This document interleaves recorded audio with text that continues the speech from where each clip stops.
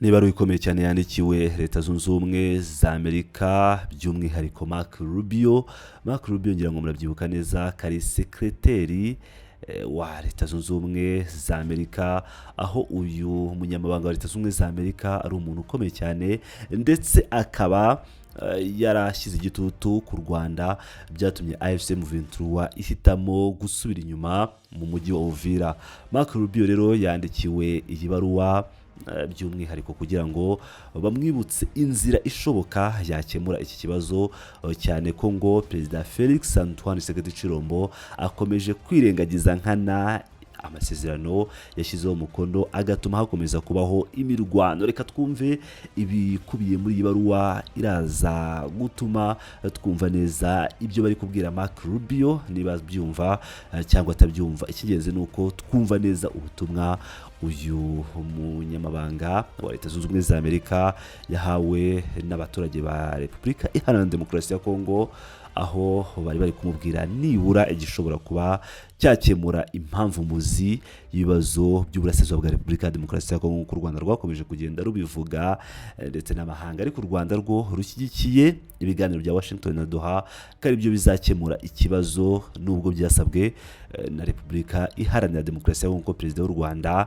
yigeze kubyivugira ko byasabwe na Chilombo ubwe. Reka twumve neza ibikubiye muri iyi baruwa.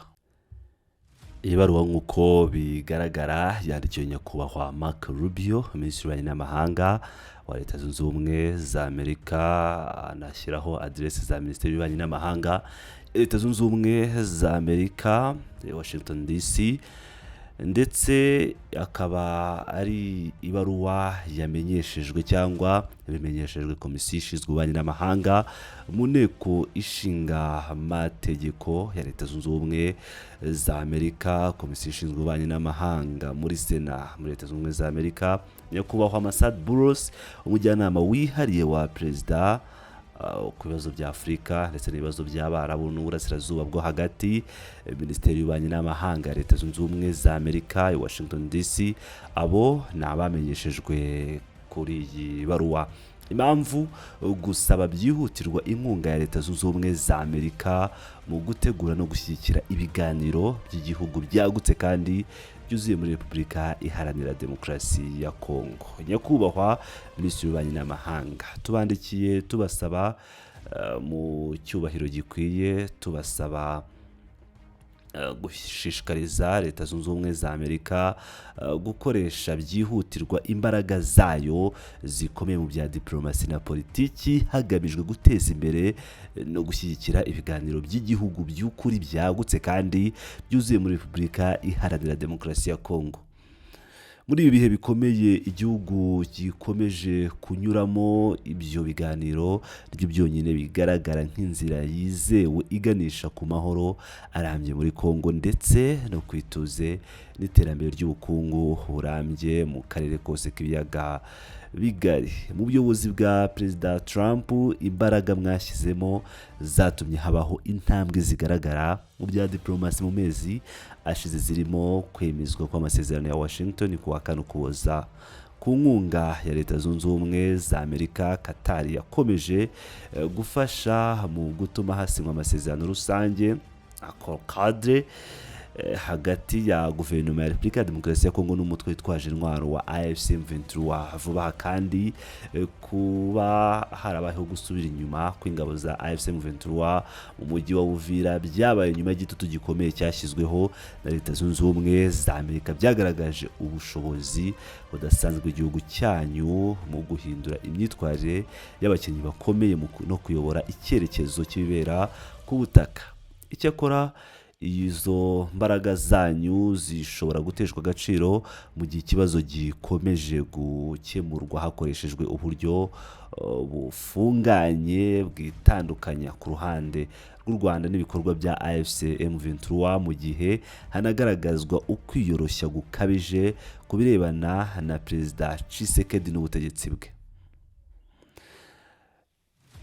ari nabo ubwabo bari mu bakinnyi bakuru b'iyi ntambara. Ikibazo cya Repubulika ya Demokarasi ya Kongo ni kinini kandi gifite imizi mu miterere ya sisitemu y'igihugu, gikeneye igisubizo rusange kidakemura gusa ibigaragara ku rwego rwo hejuru, ahubwo kigatera cyangwa kikabaho no ku mpamvu zacyo z'imbere mu gihugu, izubaka politike n'imiyoborere.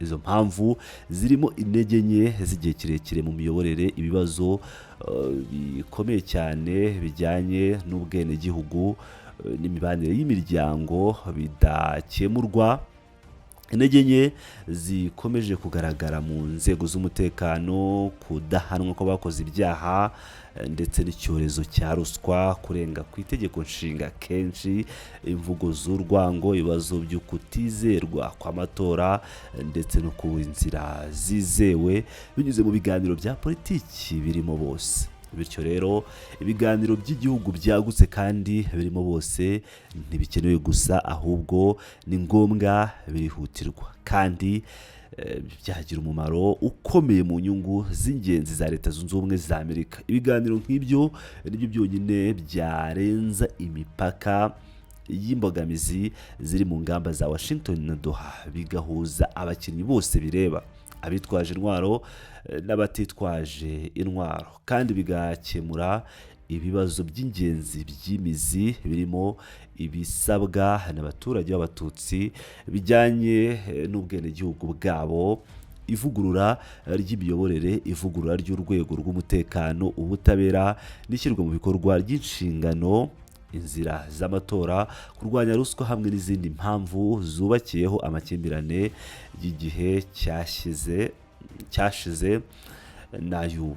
Kugeza ubu Perezida Chilombo aracyari inzitizi nyamukuru ibuza itegurwa ry'ibiganiro nk'ibyo. Guhakana kwe gukomeje gushyigikirwa mu buryo bumwe n'inkunga mpuzamahanga ikomeje bishobora gutuma bamwe mu bakinnyi bemera ko intambara ariyo nzira ya nyuma yo kugaragaza ibisabwa byabo.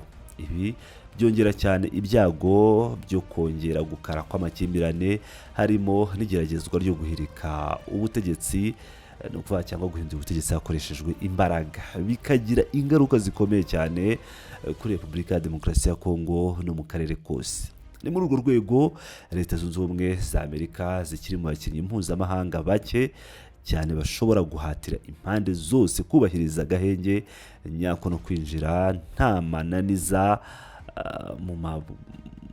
mu kuba bajya muri ibyo biganiro, mu biganiro bya politiki birimo bose bishobora gutanga igisubizo kirambye ku bibazo bya politiki n'umutekano muri Repubulika ya Demokarasi ya Kongo. Iyi nzira yanashyiraho n'ishingiro ry'iterambere ry'ubukungu rirambye ku nyungu z'abaturage ba Kongo, z'akarere, za Leta Zunze Ubumwe za Amerika n'umuryango mpuzamahanga muri rusange. Tubasaba mu cyubahiro cyanyu gikwiye ko mwafata icyemezo gikomeye, mukagira icyo mukora mu maguru mashya cyangwa bidatinze. Turabashimiye cyane kuba mwatwumvise nyakubahwa Minisitiri w'Ububanyi n'Amahanga. Icyubahiro cyacu kirenze urugero.